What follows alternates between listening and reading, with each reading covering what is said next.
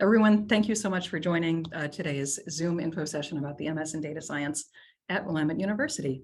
I'm excited to introduce you to Jameson Watts, the Chair and Executive Director for Computing and Data Science, who's going to serve as our moderator today. Hello, everyone. Thank you for coming. I am so excited for you to get the chance to talk to some of our very best and brightest students in the Masters in Data Science program.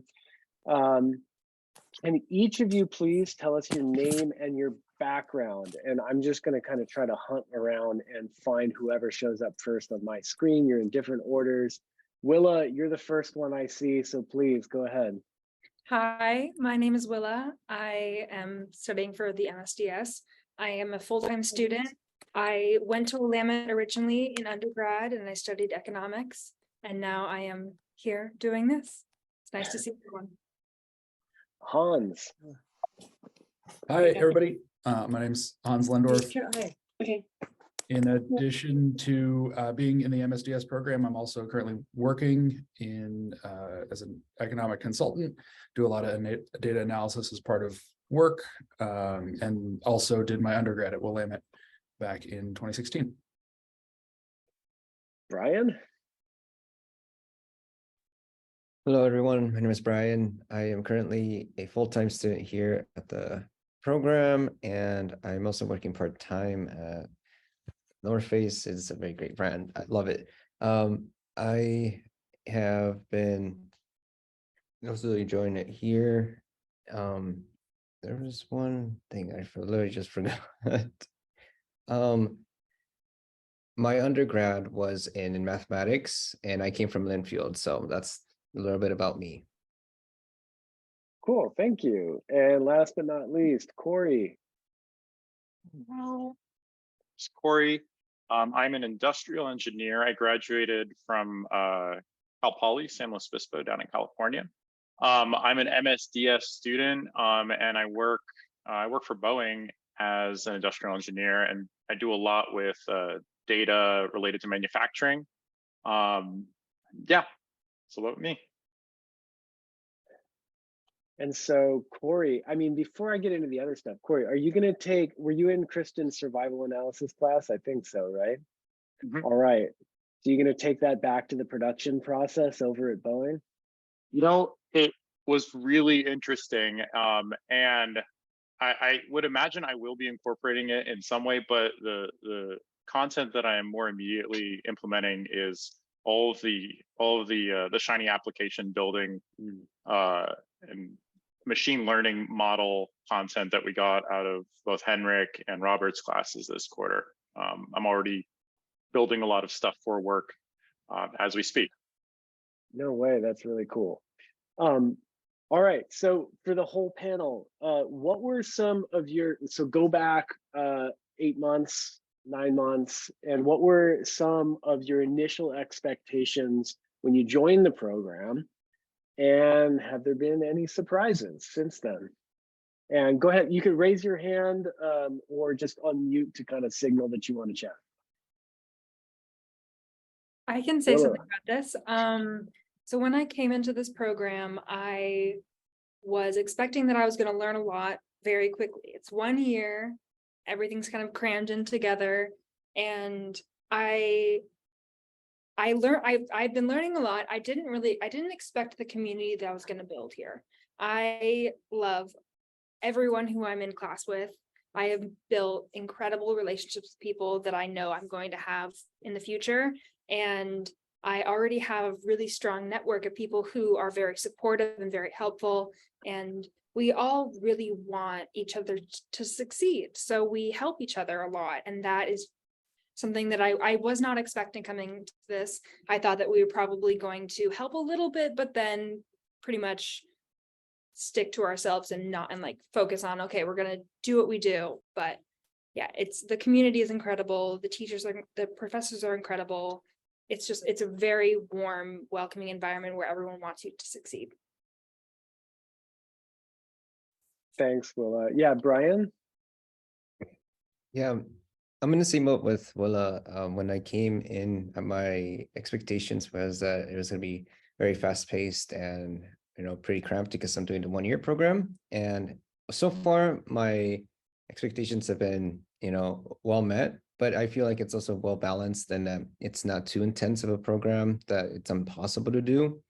And I am just so surprised and very grateful with all the instructors, the professors, and the students around my fellow classmates. They've been an amazing, resource and individuals to hang out and really, like Willa said, build a community. And I am very grateful. I definitely came in very nervous too, because it was a program and I'm coming out from all the way from McMinnville. So not knowing anyone was a very interesting challenge, but it was solved really quickly. And I'm very thankful for that.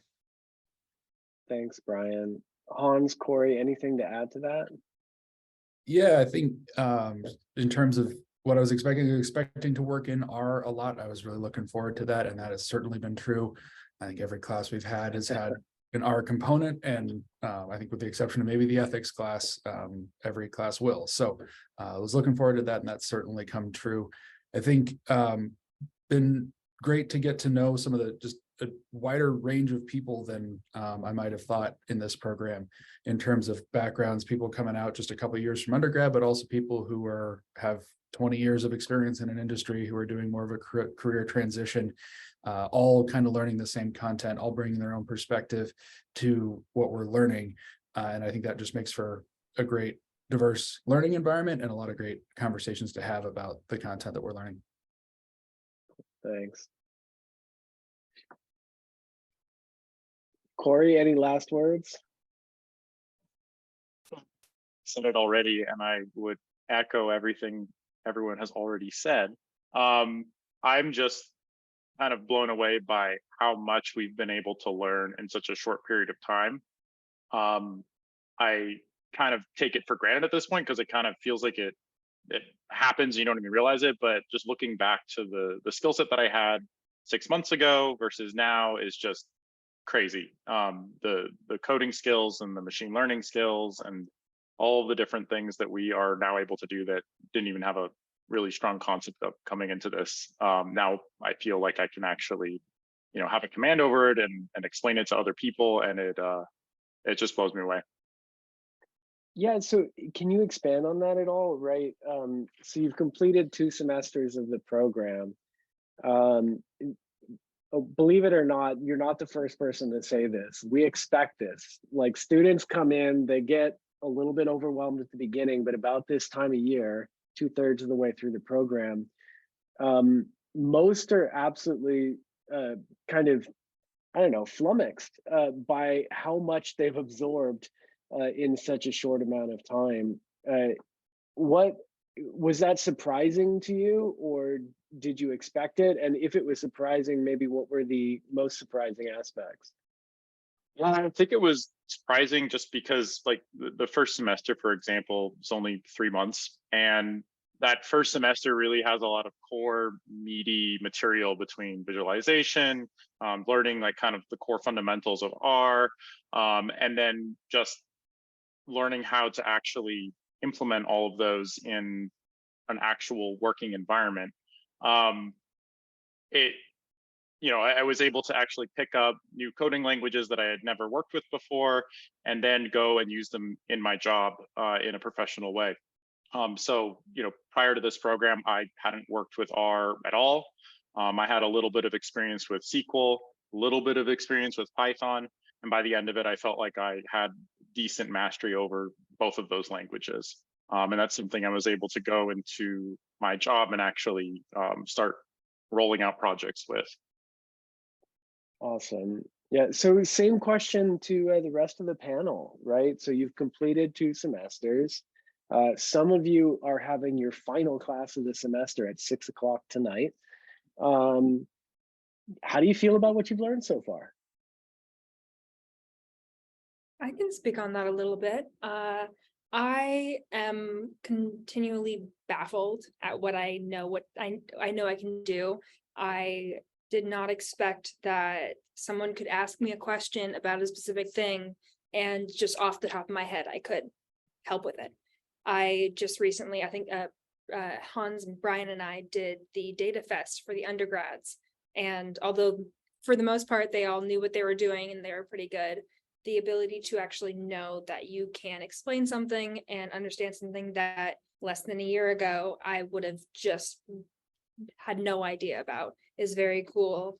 And knowing that I have a job interview tomorrow, which I'm very excited about. And a year ago, I would not have been able to even comprehend most of the things that are required for that job. And now I feel very confident that I could fulfill that role. And I'm going into it not incredibly anxious, but excited, knowing that if they do choose me, I will be able to fulfill that role very well, which is very, very exciting. Thanks, Willa.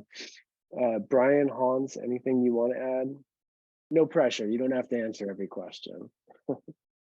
I think it just, for me, I came in with a little bit more R experience, specifically worked a little bit with SQL for work, and a lot with R. That was something that I did a lot of and enjoyed doing. So really this has been in part just sort of getting more skills, new skills. I hadn't done anything with machine learning professionally before. So that was a real opportunity to get to learn more about that. And some of the data visualization, Shiny app development were things that R is such a big universe of things that you can learn. Survival analysis is another one I hadn't touched. So, you know, I made some plots in R before. I had done some basic calculation summarization, but there's always so much more. And you get to experience that from a lot of different perspectives, either the students, but also from a lot of the professors who all have their own perspectives on what you can learn. So it's been great to kind of expand my knowledge and understanding of our universe. Very cool. Brian, you want to add anything, or should I move on to the next one? Oh, they've essentially said what I would say, so I would just be repeating myself at this point. All right, well, I'll let you answer first for this next one then. What would be the favorite thing that you've worked on so far? Oh, geez, absolutely, it's going to be the portfolio.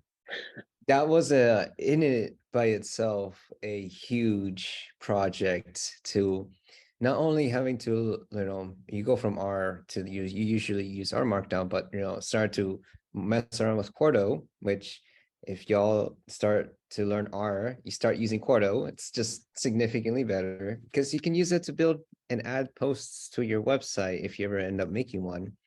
I absolutely feel like that has been one of my biggest projects, and I'm so proud of it because it also has taught me a lot about another programming language called HTML and CSS. It is such a hassle to fight with, but especially when you want to make it look nice, but it's part of the thing. It really has taught me, it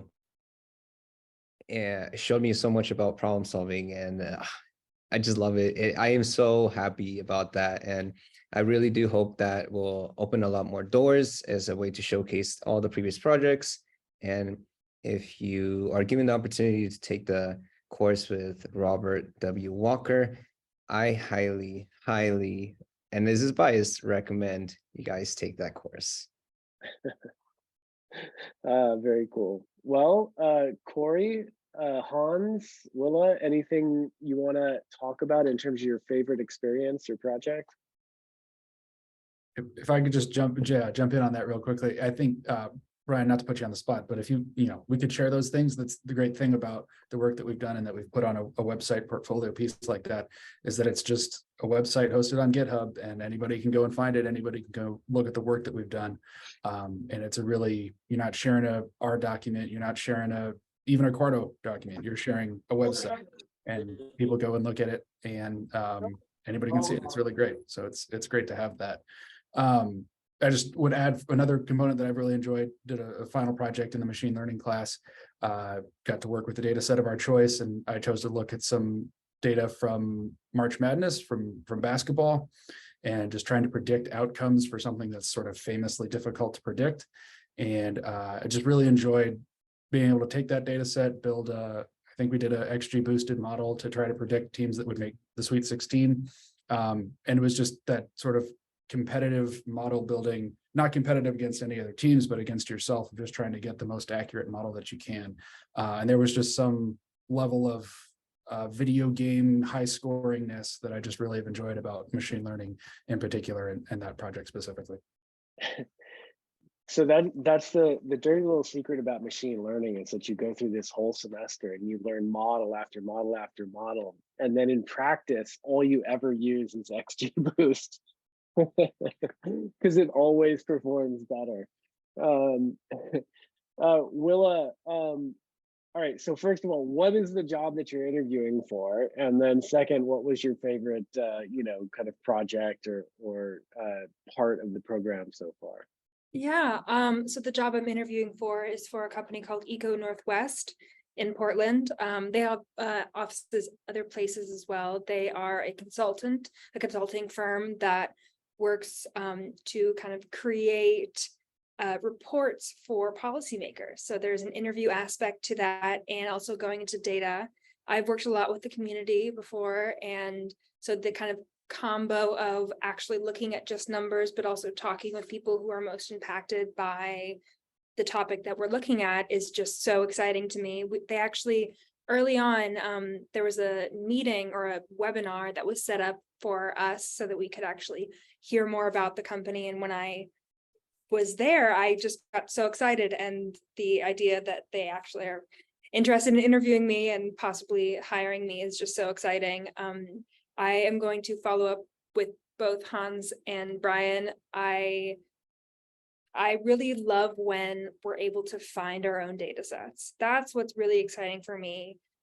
With my communicating with data portfolio, I kind of made a challenge for myself for each of our different assignments, because throughout the whole semester, we had different topics that we were supposed to do. We had interactive graphics, different kinds of tables, shinies, that kind of thing. I wanted to find a data set that either was a hobby of mine. I really like skiing and I really like knitting and crocheting. So I found data sets in that, and also topics that I feel impacted by. I did a really cool analysis on books that have been banned in schools. And that was really cool to look at and actually see which books have been banned at the highest number and which states are the biggest culprits of that. And I was talking before this meeting actually started that I am working on a kind of passion project of looking at a data set that is banned books in prisons.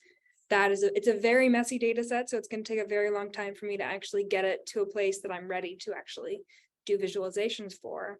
But yeah, the freedom of being able to choose what you actually want to visualize and look at is really cool, especially when you have the structure of looking at a specific data set for a while. Like in our machine learning class, for the most part, we were looking at one data set. And I think that in that situation, it was very helpful because you're able to try a bunch of different things with that specific data.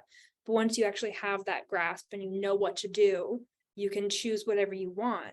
And like Hans was saying, he was able to choose a cool data set that actually meant something to him. And that's just very exciting because you're able to do something that you didn't think you were going to be able to do beforehand. Thank you. Corey, did you want to chime in on this? Oh my gosh, it's hard to come up with new things after everyone else is gone. But I think my favorite project that I have worked on so far has been Robert's final Shiny project that he had for his class. What I liked about that is it allowed us to, or at least in the case of the project that I did, kind of combine a lot of the elements that we've already learned, like visualization, like machine learning, like building Shiny applications, and take all of that from some format that's a little bit abstract in a coding environment, and package it up into something that I can actually go and hand someone. So when I talk about being able to take this skill set and bring it to work, most of the people that I work with don't know anything about R or machine learning or any of these different topics, but I can put a model inside a application, I can give that to them, and then they can go and make decisions off of it.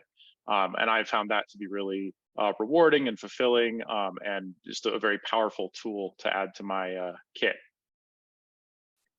Let me stick with you for a moment, Corey. Thank you for that answer. That is really cool. And each year, the sorts of things that you can do with these data science toolkits kind of keeps growing. And so, for instance, Quarto, right? You've a couple of you have mentioned that kind of meta language that gets applied to bring data science and HTML and some other things together. That didn't exist a year ago in any sort of meaningful way, right? And so, you know, it's fun to be able to bring some of that new technology into the curriculum as well. So, Corey, I know you actually have a full-time job, right? So, how are you keeping your work and your school time in balance, or are you? That's a great question. I think this was probably one of my biggest concerns when I was making my decision about entering this program, and then also whether or not I wanted to do a 1-year track or a 2-year track.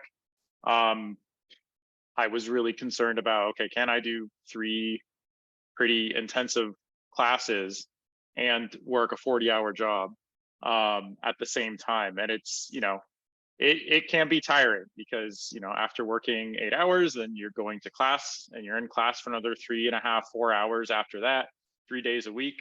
But the content has been so interesting, and every class that I have had has been so engaging that even when I'm tired, I am able to find the energy to participate and really feel like I'm getting a lot out of the class. It's not easy, but it's very doable. If you dedicate your time to it, if you put the time in on the weekends, put the time in when there is time.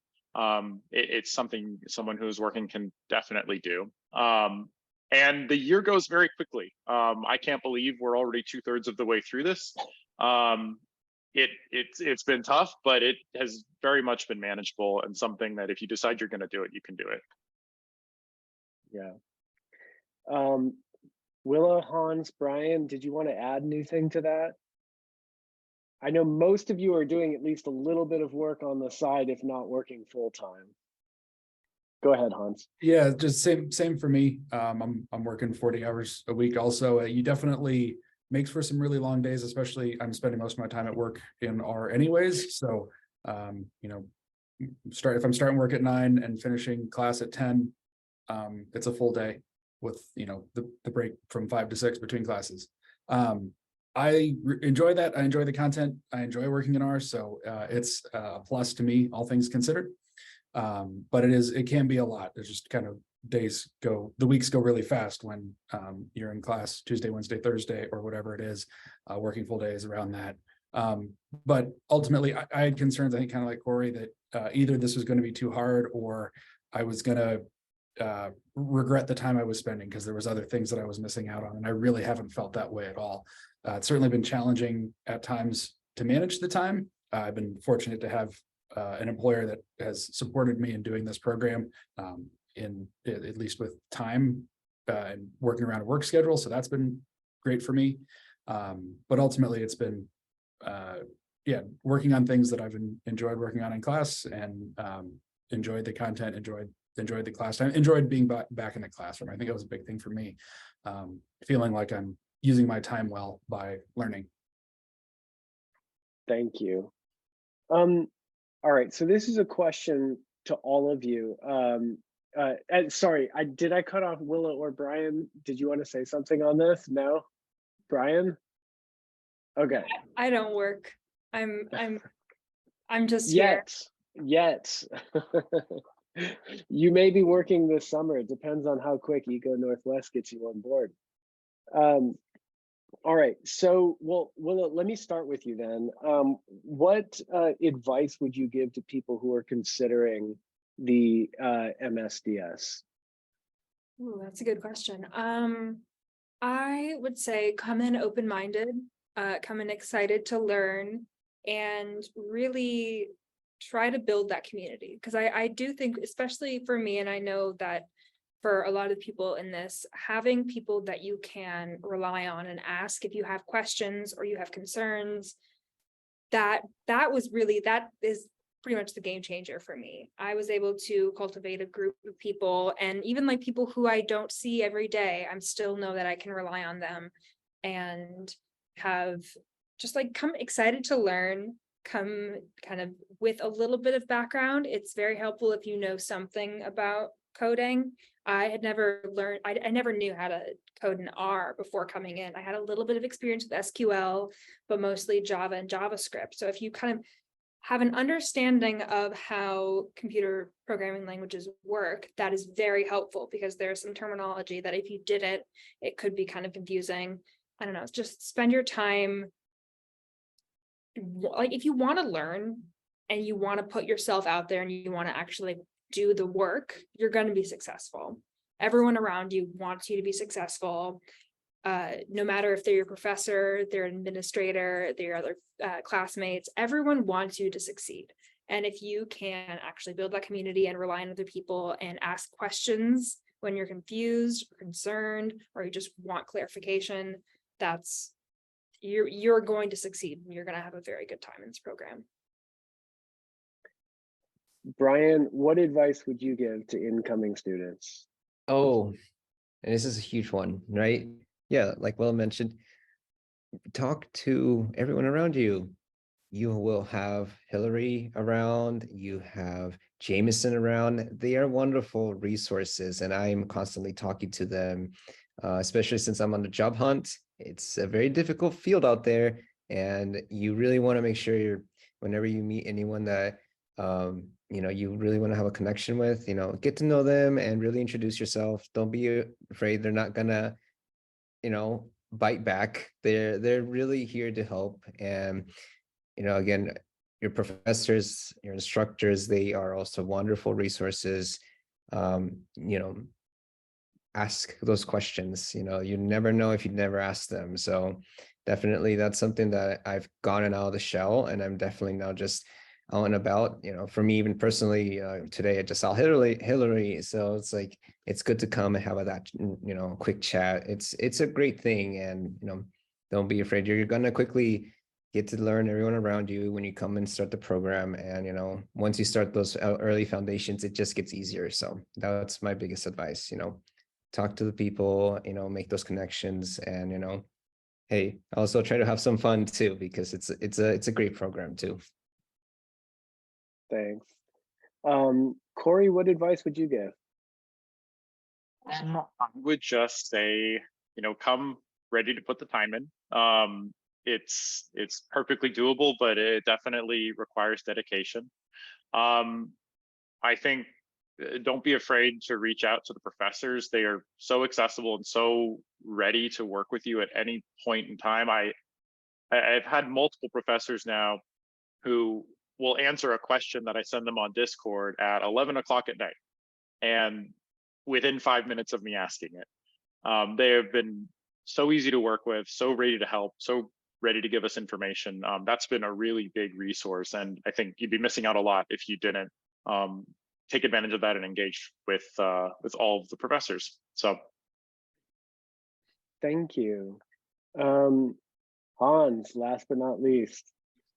Yeah, I think certainly I agree with a lot of what folks have said. I think just a couple of other things would be talk to current students if you can, reach out to them, especially if it seems like somebody who's coming from a similar situation as you are. If you're worried about you're going to be working full time, if you're worried that you don't have any coding experience, if you're worried that, whatever situation it is that you might be coming from, highly recommend to reach out to some current students, reach out to us or Hillary Jameson to kind of get in touch with folks who might be able to answer some of those questions, and just nice to connect anyways. So I think that's good. I think the other thing, the learning curve on, if you are coming in with zero coding experience, the learning curve on R can be steep. If you can help yourself climb up that curve, there's a lot of resources even provided in advance of the program, through data camp, things like that, just to kind of know what you're getting into a little bit. I think the more you learn there, the easier it'll be to sort of relearn it in the intro to R class anyway, and just you'll be seeing things the second time, not the first. And I think that's another just thing to consider, something else to take a look at. All right. Well, thank you all so much. At this point, I think what I'd like to do is open it up for questions from our audience, if there are any. So please, feel free to put your video on if you want, or throw something in the chat. Raise your hand. We're here for you.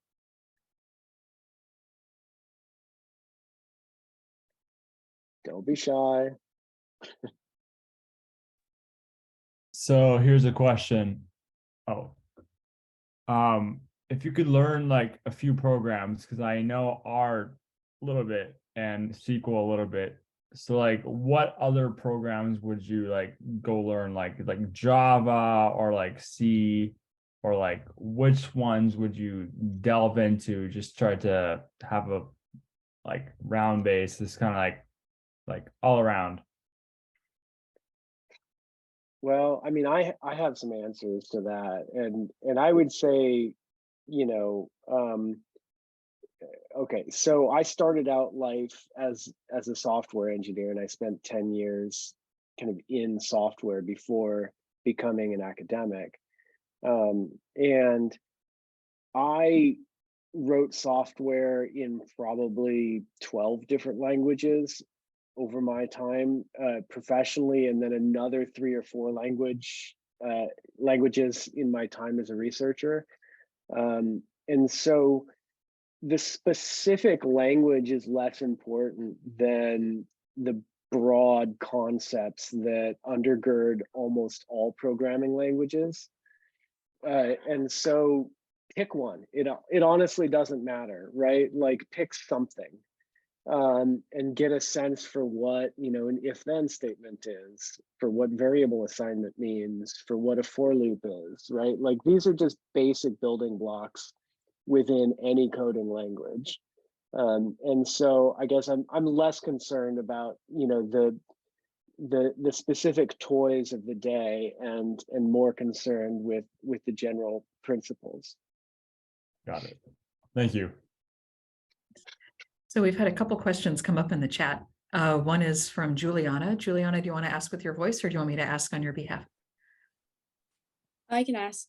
Okay. I was just wondering, is it possible to be an athlete? Like, is it too rigorous of a course or a program to be able to like do athletics like with the school, or like intramural, or just like on the side? Like, would it be too difficult? Well, I would say, are you a professional athlete? I would Just say, like, just like for like as a hobby, like if you, yeah. oh goodness, no, you need to do hobby athletics. That's the only way you're going to flush all this stuff out of your brain and be ready for the next day. Hans, I saw you on mute. Chime in. Just gonna say, I'm not currently an athlete at the moment, particularly, other than most hobbyist level. But I will say that I do know that there are athletes in the program at even like All-American type levels. So I think if they're able to compete intercollegiate, most people can probably, it's an option for sure. Thank you. I have something I can also say to that real quick. So someone who is supposed to be in this meeting that can't be here, one of my good friends, Frances, she is actually the head, or like the team captain of a roller derby team. And granted, she's doing it in 2 years, so she's taking a little bit more time because it's very strenuous, the amount of work she does. And she's also a school teacher, so she's very busy.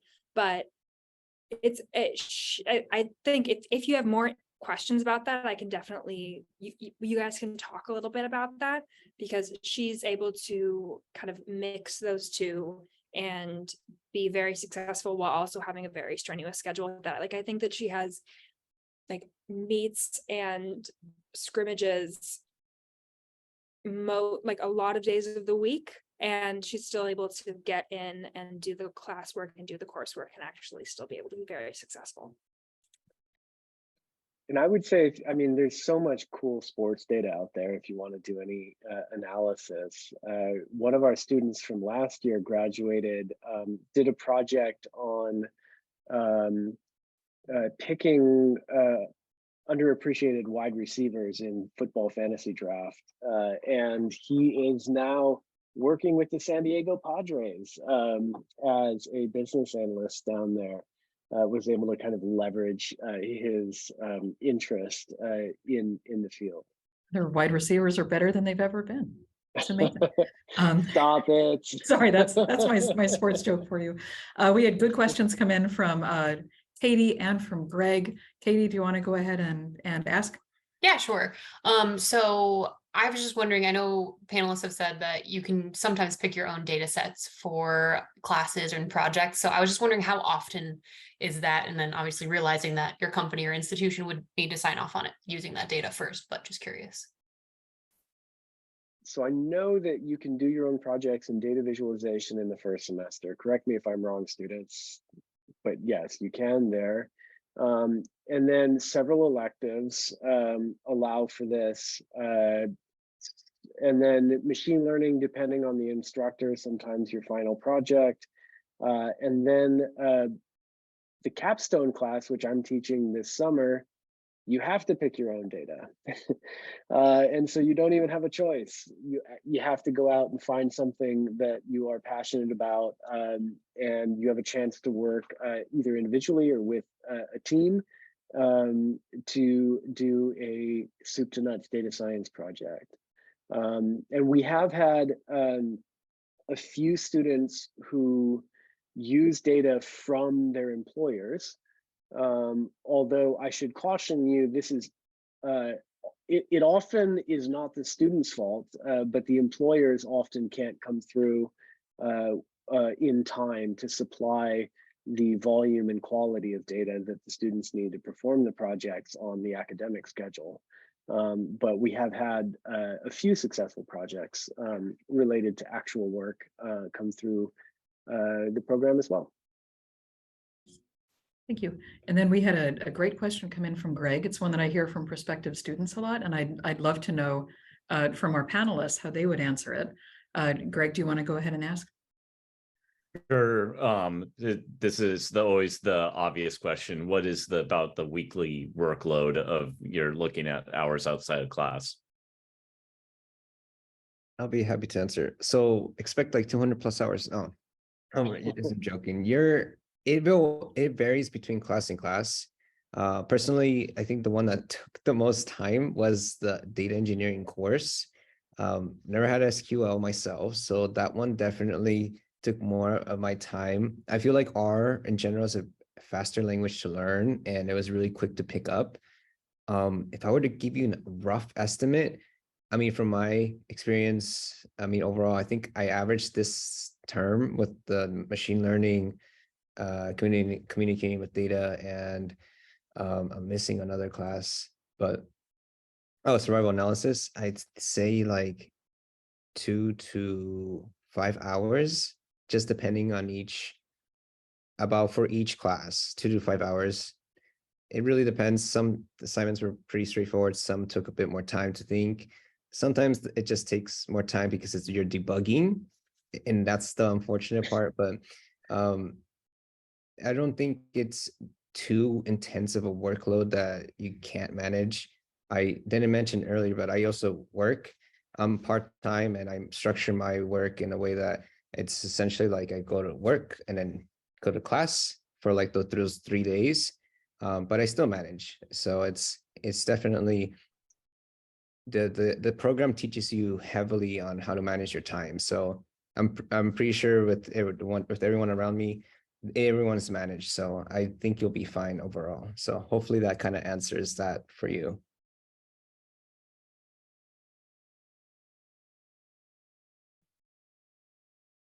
Anyone else want to comment? I know that it varies widely.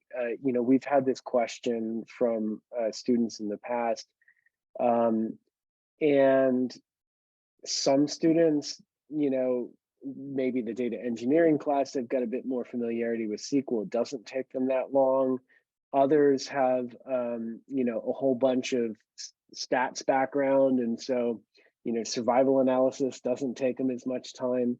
And so it just depends also on what you're bringing, you know, into the program yourself to, as to which of the courses leads to the most or the least amount of work.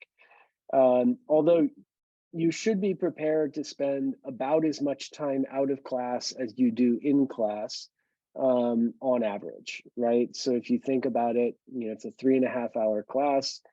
You'll probably be spending somewhere between 2 and 4 hours outside of class preparing for the subsequent week, you know, in that class, sometimes more, sometimes less, depending on the type of assignments that are going on that week. Is that fair, Corey, Hans, Willa? Yeah. I think this was one of my concerns too. I remember asking this question when I went to one of these panels before I joined the program. My biggest concern was like, hey, I can't do homework during the weekdays because there's just not going to be time between class and work. Am I going to be able to have enough time to do this during the weekend? It's very class dependent. Like I think Brian mentioned some of the classes like data engineering could be very long homework assignments, and then some of them are quite a bit shorter, and then sometimes it depends on the week. But there has never been a point where I felt like I couldn't get the work done within the time frame that we were allotted. I just second that bit about it's always worked out. I've never felt like I couldn't get it done. Sometimes it's felt like it was a lot, perhaps depending on the class. Data engineering, data viz at the same time was a lot, but it was doable. And I think one of the other things we're noting is that sometimes there's homework assignments that take you only an hour or whatever. But this is definitely a situation where you can kind of get out as much as you want. You can limit yourself to an hour of learning outside of class if you want, or you can do an extra machine learning model. You can try to do some other challenge with the information that you have. And there's definitely going to be a balance in time. And ultimately, it's kind of what you want to get out of it. I think the general rule book, whatever for each class, this rules is like up to 2.5 times the amount of class time, whatever. But that's what Jameson said. The general rule has certainly been my experience, and if it's ever been less, I've tried to take that as an opportunity to do a little bit more outside of class. Thanks. So we have a couple more questions. Marcus asked, what campus is the program in? You have a choice. So coming this fall, we now have 2 cohorts. We're growing, and so we have both a Portland cohort and a Salem cohort. And so you can choose your home base. And that doesn't mean you're completely separate from each other, and there will be, you know, planned interactions between the various groups so that you get to know each other, build community. And on top of that, we will have a selection of electives that might be in Portland, might be in Salem, kind of might be both. And so you'll have a chance to choose from amongst that menu, whichever location and topic looks the most appealing to you as you go through the program. But when it comes to all of the 6 required courses, your core courses, you pick either Salem or Portland for your home base. Okay. Are there specializations within the program? Not formally, and the reason that we don't have formal specializations is because it's a 12-month program and 9 classes, and so we are jamming all the basic stuff that we can into your brains in a short amount of time, as is humanly possible. And so specialization really comes down to your interest, and your ability to kind of take that interest and push it into your capstone project, for instance.